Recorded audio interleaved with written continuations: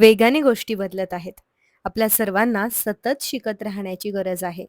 आपल्या विचारांचा पगडा, आपली मतं आता बदलूयात. 100 दिवस बदलाचे स्वतःला आजमावण्याच्या या सीरीजमधला आजचा आहे दिवस 12वा. जग वेगाने बदलतंय. आपण जर तिथेच अडकून पडून राहिलो तर नक्कीच आपला आत्मविश्वास कमी होईल. स्वतःला घडवणाऱ्या लोकांकडे पाहताना मग हेवा वाटेल.